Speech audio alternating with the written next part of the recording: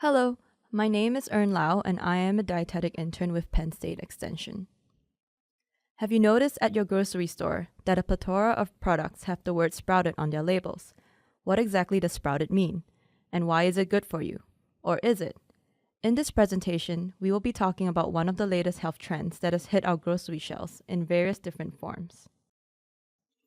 After watching this video, you will be able to list 3 health benefits of sprouted foods, list 3 foodborne pathogens commonly found in sprouts, list 3 tips on consuming sprouts safely, and you will have a better understanding of what a sprouted food is. So what are sprouted foods? Well, anything that starts as a seed and is in the germination process is a sprouted food. According to the National Grain Council, germination is the process where the seed, or grain, has received enough moisture at the right temperature and begins to sprout, breaking down complex nutrients into simpler nutrients for the sprout to use. Sprouts have been given the thumbs up on being a health food, for they are lower in calories and have a higher nutrient composition in comparison to their mature counterparts. So they offer all the goodness of whole grains and are easily digested. According to research, sprouts have shown to be higher in fiber, vitamins, and minerals, such as vitamin C and folate. They are high in bioactive ingredients that potentially have antioxidant, blood sugar lowering, cancer fighting, and cholesterol lowering properties as well. Now let's look at some examples of sprouted foods you may see in your local grocery store. Sprouted wheat products can be found in the form of baked goods, such as breads, cookies, and pretzels, but it is also available in flour form for home baking and home use.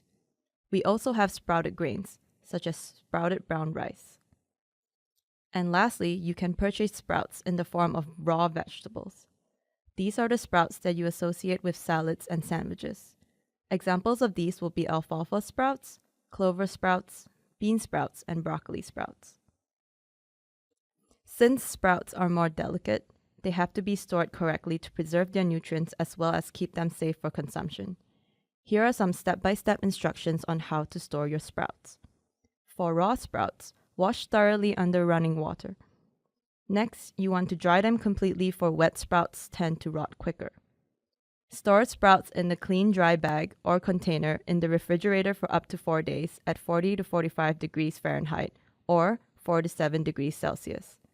Make sure to smell the sprouts before consumption, and if anything smells off, it is safest not to consume.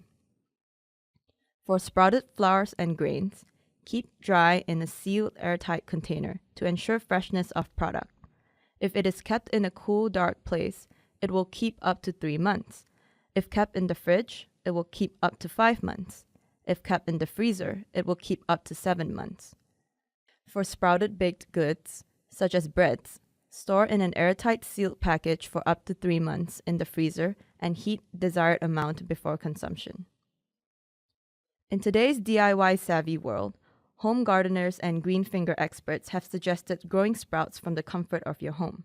This, however, has its own set of issues, which will be brought up next.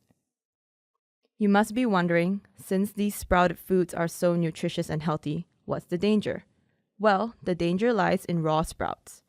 The Center of Disease Control has reported 52 outbreaks and over 1,835 cases of foodborne illnesses tied to raw and mishandled sprouts since as early as the 1990s.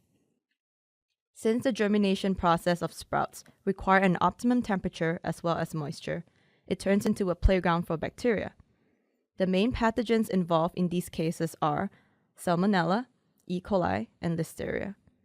For DIY sprouting, this could mean building a breeding ground for these pathogens right in your home. There are certain groups of people who are at a higher risk for foodborne illnesses, and these are the elderly, children and infants, expecting mothers, as well as those with a weakened or compromised immune system. The reason they are at a higher risk is that this group often has lower immunity in comparison to a healthy adult. It is recommended that this group of people do not consume raw or lightly cooked sprouts. What can we do to reduce the risk of foodborne illness? According to the Food and Drug Administration, here are some tips for consuming sprouts safely. Firstly, buy high-quality sprouts. Make sure the sprouts aren't smelly or slimy. Secondly, make sure sprouts are washed thoroughly under running water. Thirdly, cook sprouts thoroughly, at least to 135 degrees Fahrenheit or 57.2 degrees Celsius. Avoid raw sprouts in salads and sandwiches while eating out.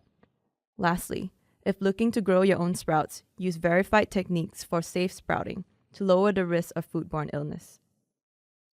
If you are looking for a reputable source for safe sprouting techniques, Virginia Tech Extension is a great source for this, with their program, Sprouting Seeds for Food.